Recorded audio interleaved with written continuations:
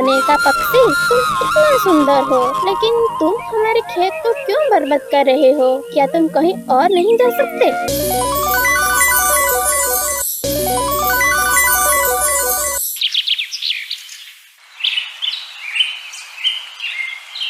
सोने का पक्षी। एक समय की बात है, एक छोटे सी गांव में एक गरीब किसान रहता था जिसका नाम था हरिया। हरिया के पास ना तो बहुत धन था, ना ही बड़ा जमीन, लेकिन उसके पास एक छोटा सा खेत था जिसमें से वो मेहनती से अनाज उगाता था।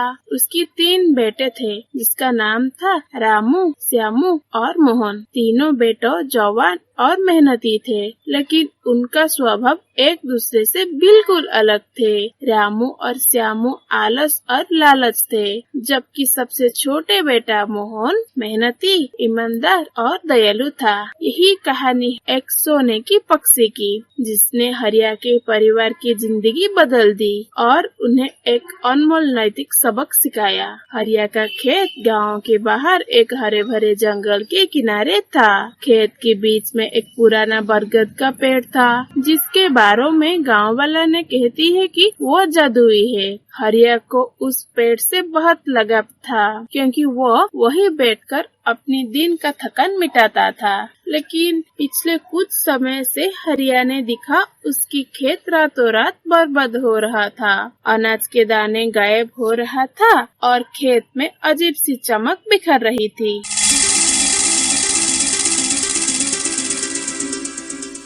हरिया परेशान था, क्योंकि उसकी सारी मेहनत बेकार जा रही थी। एक रात हरिया ने अपने बेटे को बुलाया और कहा, मेरे बेटो, हमें ये निकलना होगा कि रातों में हमारी खेत को कौन बर्बाद कर रहे हो। तुम में से एक आज रात खेत में पहरा देने होगा। जो सबसे बड़े था बोला, पिताजी मैं जाऊंगा, मैंने कोई चोर नहीं छोड़ूंगा। हरिया ने उसे आशीर्वाद दिया और वो रात को खेत में पहरा देने गया।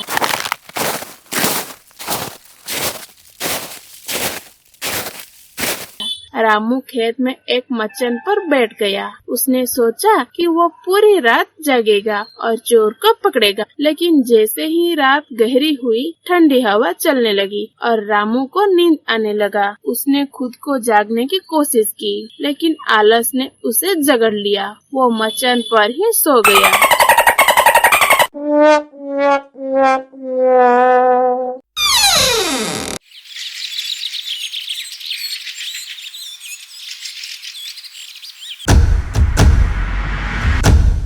सुबह जब वो जागा तो खेत फिर से बर्बाद हो चुका था। अनाज गायब था और जमीन पर एक सुनहरी चमक बिखर रही थी। रामू ने अपने पिता से झूठ बोला, पिताजी मैंने पूरी रात जाग रहा, पहरा दिया, लेकिन कोई नहीं आया। शायद ये कोई जादू ही है। हरिया निराश हुआ,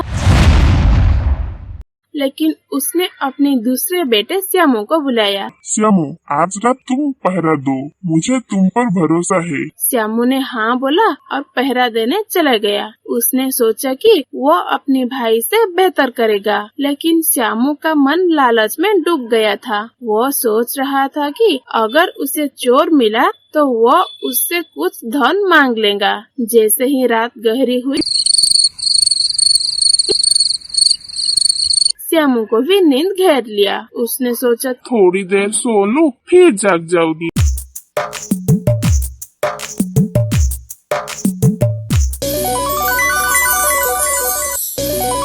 लेकिन वो अभी सुबह तक सो रहा था।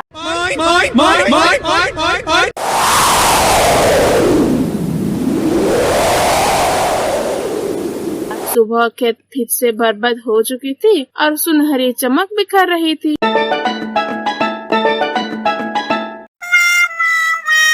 श्यामू ने भी अपने पिता से झूठ बोला, पिताजी मैंने पूरी रात देखा, लेकिन कोई नहीं आया। ये जरूर कोई भूत प्रेत का काम हो। हरिया अब और चिंतित हो गया। उसने अपने सबसे छोटे बेटा मोहन को बुलाया। मोहन, तुम मेरी आखिरी उम्मीद हो। कृपया आज रात खेत की रक्षा करो। मोहन ने अपने पिता का हाथ पकड़ा और कहा, पिताजी मैं आपका भरोसा नहीं तोड़ूंगा।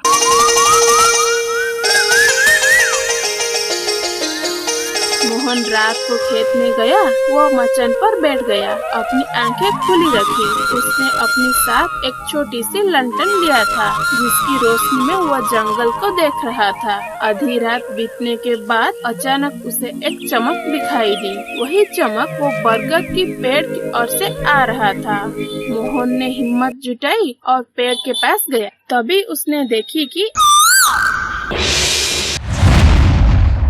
एक खूबसूरत पक्षी, जिसका पंख सोने की तरह चमक रहे थी, पेड़ की डाल पर बैठा था। वो पक्षी खेत में अनाज को दाने को चुग रहा था और हर बार जब वो उठता था, उसकी पांखें से सुनहरी धूल गिरती थी। मोहन ने धीरे से कहा, सोने का पक्षी, तुम इतना सुंदर हो, लेकिन तुम हमारे खेत को क्यों बर्बाद कर रहे हो?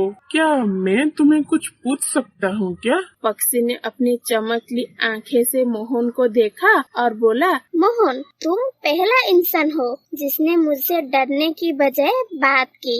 मैं तुम्हारी ईमानदारी से खुश हूँ। बोलो, तुम क्या चाहते हो? मोहन ने कहा, मेरी पिताजी बहुत गरीब है, तुम हमारे खेत को क्यों बर्बाद कर रहे हो? क्या तुम कहीं और नहीं जा सकते? पक्षी ने मुस्कुराते हुए कहा, मैं यहाँ इसीलिए आती हूँ क्योंकि यही पेड़ मेरा घर है, लेकिन तुम मुझसे सच्चाई और दया से बात की हो। मैं तुम्हें एक मौका दूंगी। मेरा एक पंख ले लो, यही तुम्हारी गरीब को दूर करेगा, लेकिन याद रखना, इसे लालच के लिए इस्तेमाल मत करना। पक्षी ने अपनी एक सुनहरी पंख मोहन को दे दिया।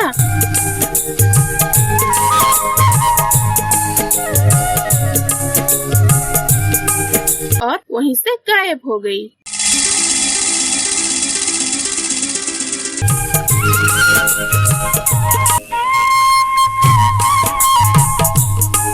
मोहन ने वही पंख अपने पिता के दिखाया। हरिया हैरान था।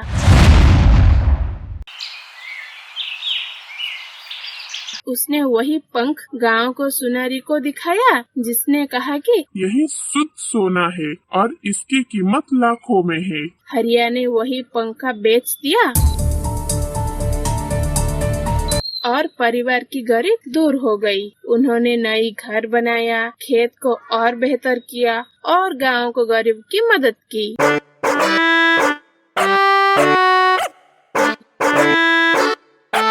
लेकिन रामू और श्यामू को मन में लालच जग गया। उन्होंने मोहन को पूछा, तूने वही पक्षी कहाँ दिखा? हमें भी उसकी पंख चाहिए। मोहन ने उन्हें सारी बात बताई और चेतावनी दी। पक्षी ने कहा कि लालच मत करना, वह केवल सच्चा और दयालु लोगों के अपनी पंख देती है।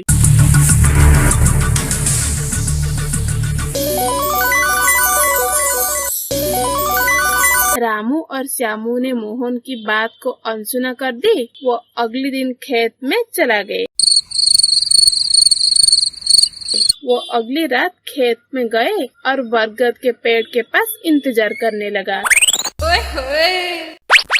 जब सोने का पक्षी आया तो उनमें से उसे पकड़ने की कोशिश की। रामू ने जाल फेंका और श्यामू ने डंडे से पक्षी को मारने की कोशिश की, लेकिन पक्षी ने अपनी जादुई शक्ति से जाल को तोड़ दिया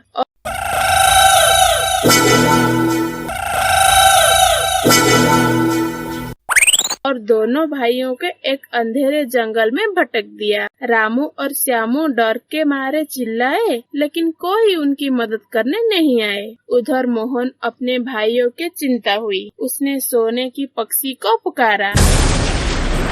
पक्षी प्रकट हुआ और बोला, तुम्हारी भाई लालच के कारण भटक गया है, लेकिन तुम्हारी दया की वजह से मैं उन्हें एक मौका दूंगा। पक्षी ने मोहन को जंगल में ले जाकर उसकी भाइयों के बचाया। रामू और श्यामू ने अपनी गलती मानी और मोहन से माफी मांगी। सोने का पक्षी हरिया को परिवार को छोड़कर कहीं और चला गया, लेकिन उसने मोहन को एक आखिरी संदेश दिया, सच्चाई और दया ही असली धन है। लालच इंसान को भटक देता है, लेकिन नेक इरादा हमेशा रास्ता दिखाती है।